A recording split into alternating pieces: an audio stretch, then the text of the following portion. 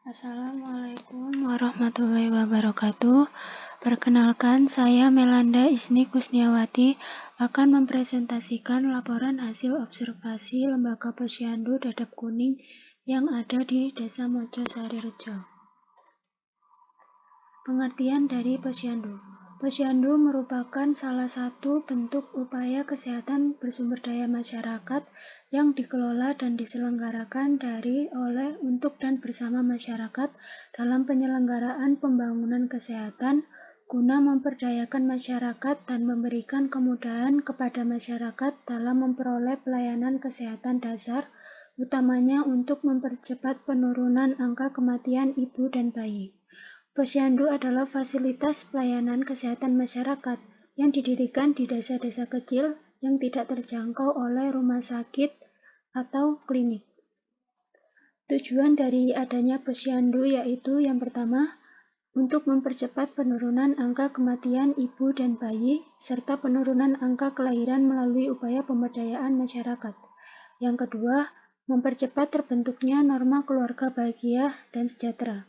Yang ketiga, meningkatkan peran masyarakat dalam penyelenggaraan upaya kesehatan dasar. Menurut Kemenkes, manfaat penyelenggaraan posyandu yaitu yang pertama, untuk mendukung perbaikan perilaku. Yang kedua, mendukung perilaku hidup bersih dan sehat.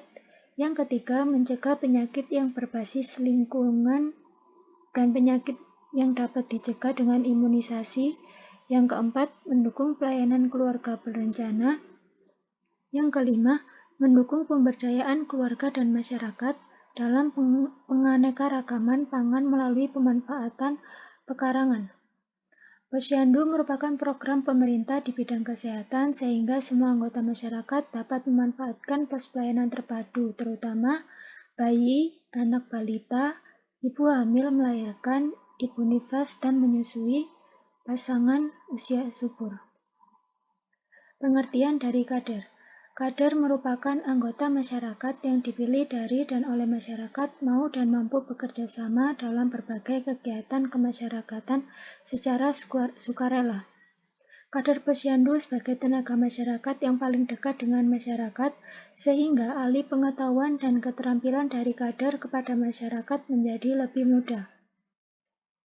Tugas kader dalam posyandu. Yang pertama, sebelum hari buka, posyandu kader menyebarluaskan hari buka posyandu, mempersiapkan tempat pelaksanaan posyandu, mempersiapkan sarana posyandu, melakukan pembagian tugas antar posyandu, berkoordinasi dengan petugas kesehatan dan mempersiapkan PMT.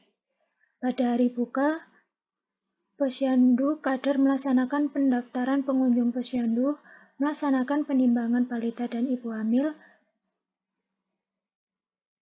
yang berkunjung ke posyandu, mencatat hasil penimbangan di buku KIA dan KNS, pengukuran pada ibu hamil dan WUS, melaksanakan kegiatan penyuluhan dan konseling gizi, membantu petugas kesehatan memberikan pelayanan KB, dan melengkapi pencatatan sekaligus membahas tindak lanjut dari kegiatan bersama petugas kesehatan. Yang ketiga, di luar hari buka posyandu, kader mengadakan pemutakhiran data sasaran posyandu, membuat diagram batang SKDN, melakukan tindak lanjut terhadap sasaran yang tidak datang maupun sasaran yang memerlukan penyuluhan lanjut, memberitahukan kepada kelompok sasaran agar berkunjung ke posyandu pada saat hari buka, dan melakukan kunjungan tatap muka kepada tokoh masyarakat. Hasil observasi dari kegiatan posyandu yaitu Posyandu Pos 2 Dadap Kuning merupakan salah satu pos kegiatan posyandu yang dibentuk oleh pemerintah Desa Mojo Sarirejo. Kegiatan posyandu ini dilaksanakan di rumah Bapak Agus yang bertempat di RT 3 RW 1 Desa Mojo Sarirejo. Dalam pelaksanaan posyandu terdapat 5 kader yang akan melayani masyarakat. Tujuan adanya kegiatan posyandu di desa ini adalah untuk memantau tumbuh kembang anak dari sejak lahir dan juga memudahkan masyarakat untuk memperoleh kesehatan dasar. Kegiatan posyandu dilaksanakan 1 bulan sekali di minggu kedua. Prosedur pelayanan yang diselenggarakan posyandu untuk balita meliputi meja 1, melakukan pendaftaran oleh kader posyandu. Meja 2, penimbangan berat badan dan pengukuran berat dan tinggi badan.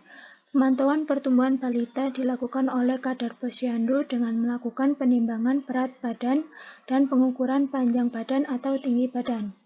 Meja 3, penentuan status pertumbuhan hasil penimbangan berat badan yang dilakukan akan dicatat pada kartu menuju sehat yang akan menilai status gizi dan mendeteksi secara dini jika terjadi gangguan pertumbuhan.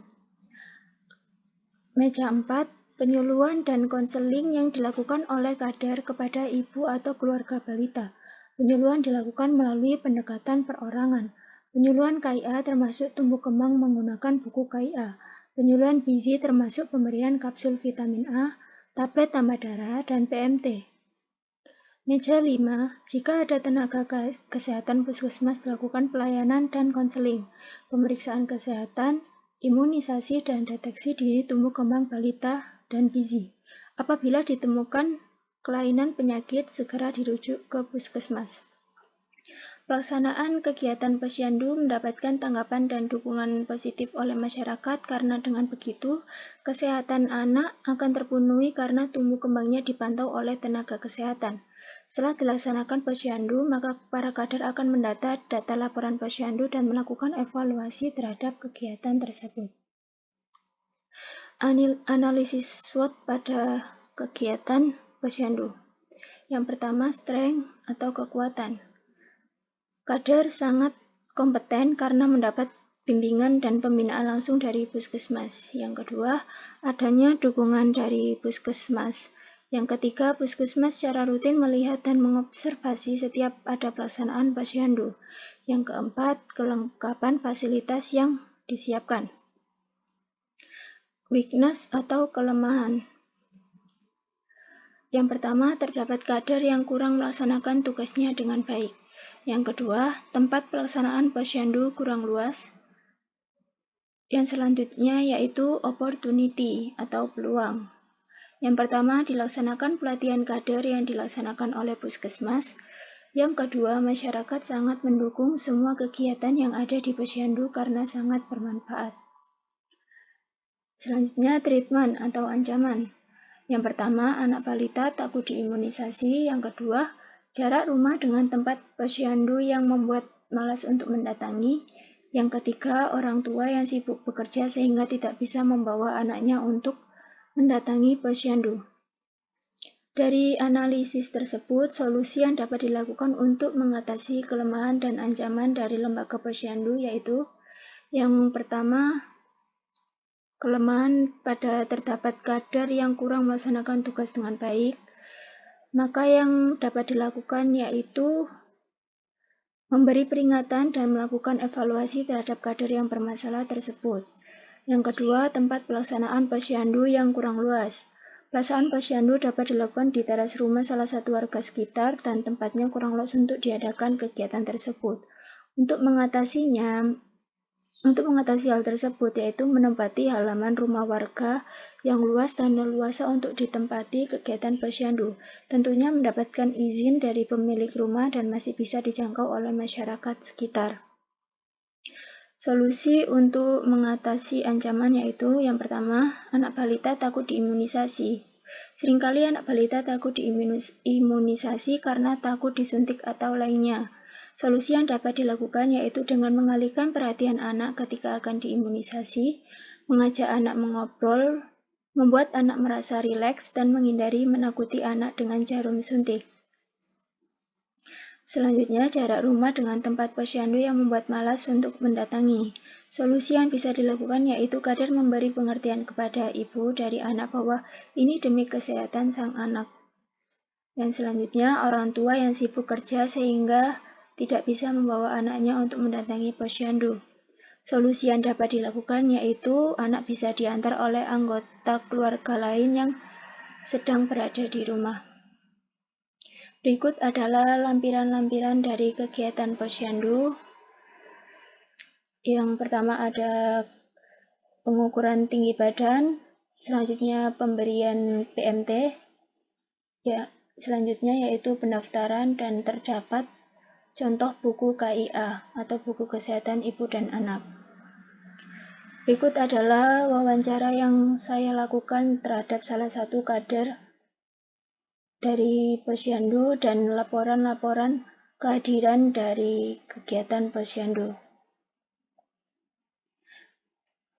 Sekian presentasi dari saya, kurang lebihnya mohon maaf. Wassalamualaikum warahmatullahi wabarakatuh.